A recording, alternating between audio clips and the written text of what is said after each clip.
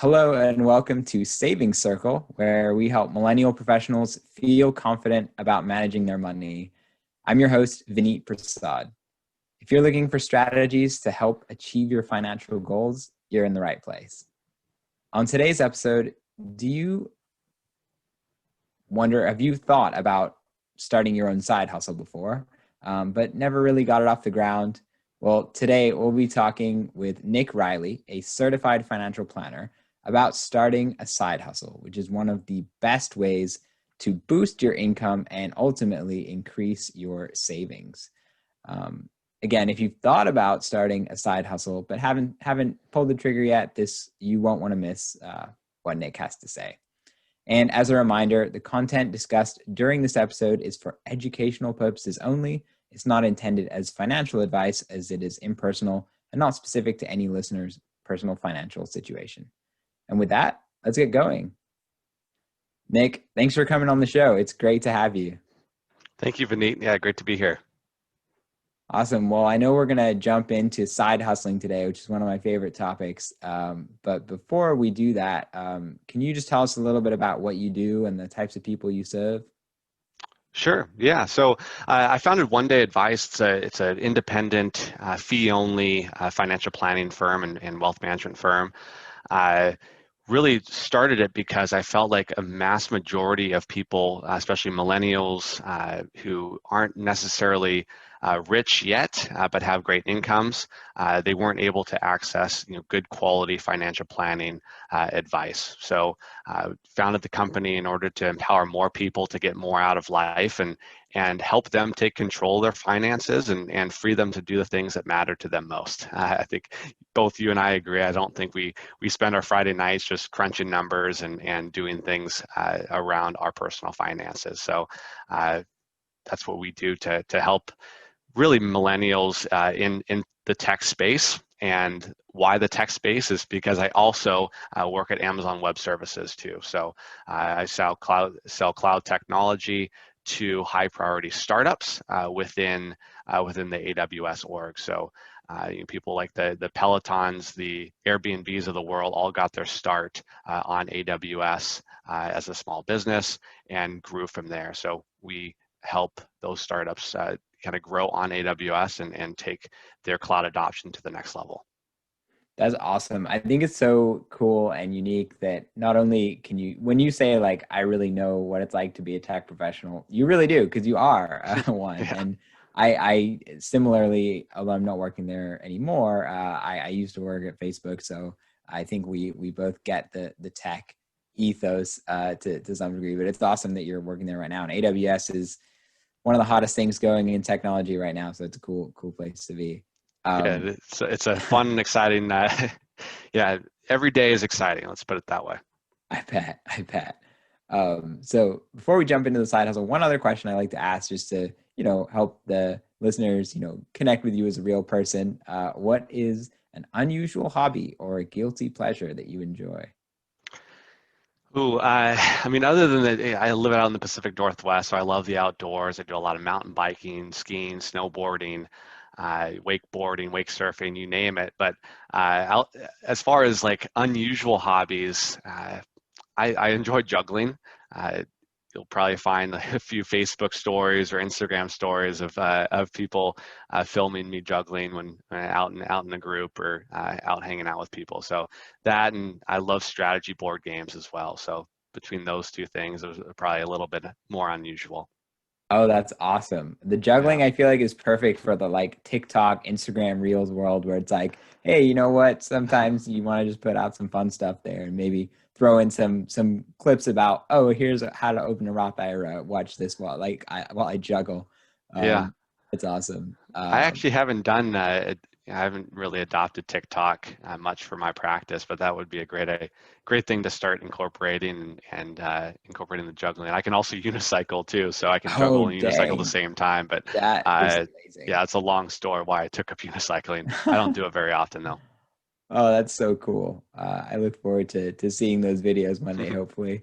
But let's get into side hustling Sure. for the people listening. I'd love to just start by asking, like, what types of people do you think should consider starting a side hustle?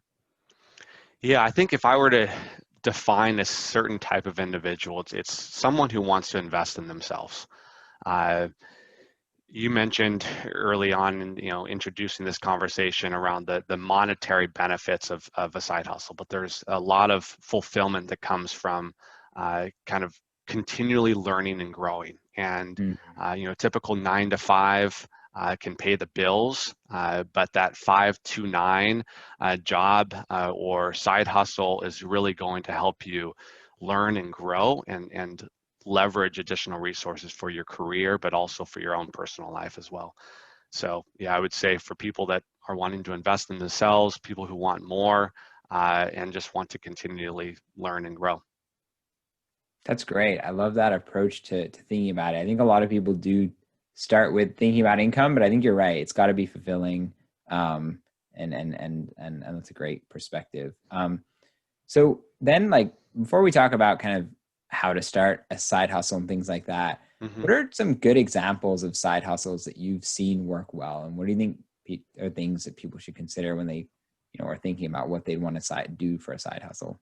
Yeah, so when I start kind of brainstorming, I always like to think big picture. So if you categorize side hustles into some main categories, I look at, are you able to build a product? Do you have a skill set that is valuable to others?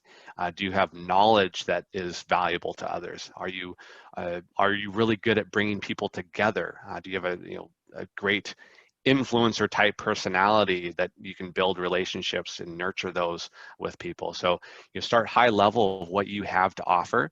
But as far as some examples of side hustles from the product side, I've seen people develop a product and sell it on Amazon.com or Etsy. Those are really easy ways to get your product delivered to kind of the mass audience. So I've got a good friend of mine who helps people sell on Amazon, but he also has a little side hustle where he creates these small gnomes. So they're pretty funny little gnome decorations that he's got a surfing gnome, he's got a nerdy gnome, and all these different things, and he sells those on Amazon and has done pretty well with it. And I've seen other people create these products that are also not that different than what's already sold, but it's a great way to provide some residual income. So that's one thing. Real estate. My wife is a PhD. She's a scientist, but she, during COVID, decided to get her real estate license. So she is working on doing that as kind of a side hustle as well. But blogging, digital marketing, becoming an influencer, building an audience and a following, you can really leverage that in many different ways. That's awesome. That's very cool about your wife. I'd imagine she's one of the few science PhDs to go into real estate, but that's awesome. Yeah, I think it's something that she's passionate about. So, back to your previous question too, is just what are you passionate about? If it's not your job, you should be spending time outside of your typical 9 to 5 to explore other options. And that's the beauty of a side hustle, is you can do something that you really enjoy and it's really fulfilling, and it perhaps could provide a monetary benefit on top of that. Yeah, totally agree there. I was recently having a similar conversation with a client I work with, and it was around, them starting a side hustle, and they were between something that's more they thought would be more lucrative and something that they were really excited about. And it's like, well, Hmm. this is a side hustle, like you have to be excited about it. It can't, just feel like a grind, although there is hard work. So Yeah. totally agree with you there. So if someone, let's say then someone kind of has an idea they're excited about, what is that like step by step process, or what's kind of step one that you'd recommend they take to get started? Yeah, so as it pertains to like a step-by-step process, I always want to start with why. Like, why are you doing it? Are you doing it for extra income, or are you doing it to pursue a passion that could potentially lead to more flexibility in your career? Maybe you're wanting to take your current career to the next level, and that side hustle can help you get there. So that's kind of the first consideration: is why do you want to start one?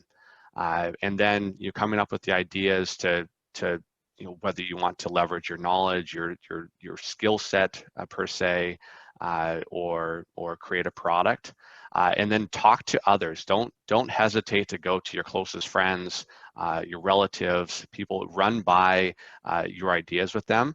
Don't expect them to fully be on board. I think, on a side note, polarization often sells the best. So if you have some people that really love your idea, people who really hate it, that's totally fine. Ultimately, you're going to be the final judge on whether you want to go about doing that. But from there, just build a plan. Really know your target customer. So have an idea in your mind of who is the ideal person that wants your product, your service, or will pay for the knowledge that you have to offer. If you don't think you have anything to offer, you're probably wrong, because everyone has some sort of specialty, and you only need to know slightly more than the other person does on a certain topic to be valuable to that audience. So, and then from there, so once you get you plan up and running, you have your target audience, just putting in the work, making the time, because you won't find the time unless you make it. And don't spend too much money from the beginning, at least not until you've really proven out your business. And then I wouldn't hesitate in continually investing in yourself for that. And all while doing that, building a customer base, building a following, whether you're deciding to grow through social media and awareness that way. Those two things need to happen, kind of side by side, in order to continue to grow and ultimately make it easy, or as easy as possible, for you to get paid. That is one of the challenging things in a side hustle, is getting those first customers to pay you. And if you make it extremely easy, there's great technology out there that does that. Make sure you do that. It'll make your life easier. So I don't know if you want me to add color to any of those steps. Oh, that was perfect. That was a great guide to the things to think about. And I really especially love your point about picking a target customer and really understanding that and talking to people, who are in that demographic. I think way too often people sort of say, well, this could be for everybody. Like, everybody would like X. And I think if you then create something for everybody, you're really creating something for nobody. And you're just less likely to create a resonance. So I love that point. And I think in general, that's a great. Don't try to be all things to all people. I think that's what it kind of comes down to. And a book that I would recommend around just the side hustle realm is a book called Range by David Epstein. He talks about being a generalist in a specialized world. So it's a way of taking in other concepts to be able to combine into a side hustle, or kind of take your career to the next level. Perfect. That's a great recommendation. And usually at the end I ask for a book recommendation, but we already got one, so that's perfect. I've got plenty of book recommendations too. So that's ideal.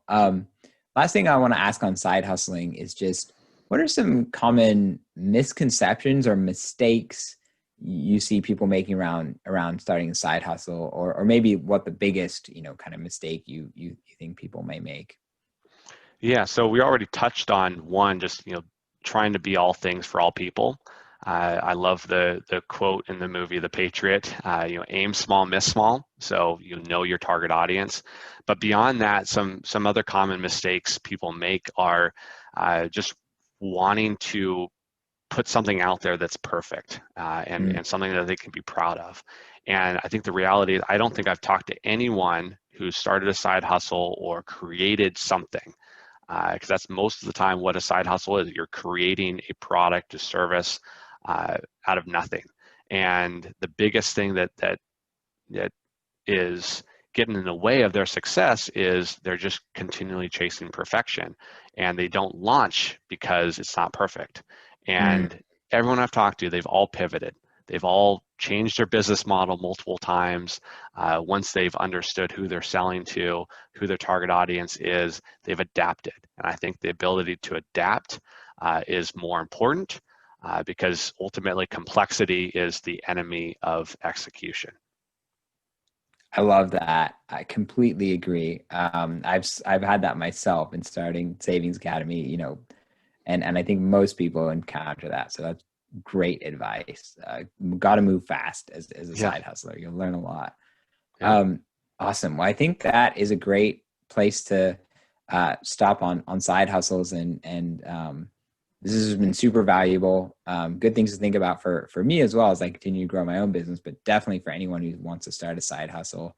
I'd love to kind of zoom out a little bit because I know you're a wealth of information about things across personal finance. So if you could give one piece of advice on any financial topic to millennial professionals, kind of the core audience for this podcast, what would it be? yeah. So there's two sides of the equation to building wealth. You can reduce your spending, or you can increase your income. I think I've always leaned towards the side of increasing your income, but both will be truly valuable in a sense of building wealth. The one topic or piece of advice that I would have for like millennial tech professionals is, it's an industry that pays really well. Don't chase the money, chase the experience.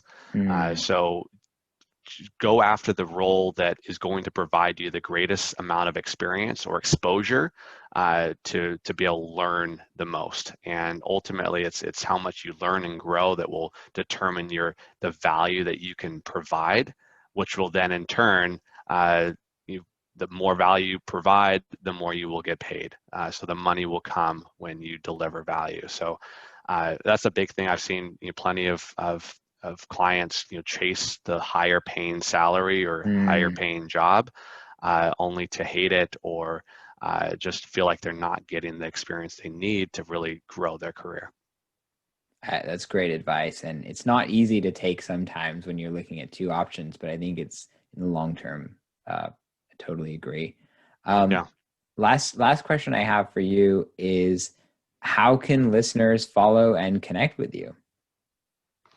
Yeah, so they can, feel free to email me at nick@onedayadvice.com. You can also follow One Day Advice. Handle is just at One Day Advice on Instagram, Facebook. So I tend to produce some content around there, also on LinkedIn too. So would love to connect with anyone, and am always open for conversations, and love speaking to like-minded people and people that are looking to really grow their careers and grow their income potential. Awesome. And I think Nick's like I said, a wealth of valuable perspective and insight. So, and just a great guy in general. So if you're thinking about reaching out to him, I'd say go ahead and do it. And thank you again, Nick, for your excellent insights on starting a side hustle. It was great having you on today. Yeah, thank you, Vineet. Yeah, I love what you're doing with the Savings Academy and the Savings Circle, building a community around that. I think it's very much needed in this day of age. Thank you. Really appreciate that. Yeah, And thank you, the audience, for checking out today's episode. For more personal finance tips, you can also always check out my website, savingsacademy.com. And if you found today's episode useful, I would greatly appreciate you leaving me a rating or review so more people can learn about the show. And that's everything for today. Until next time, keep saving, my friends.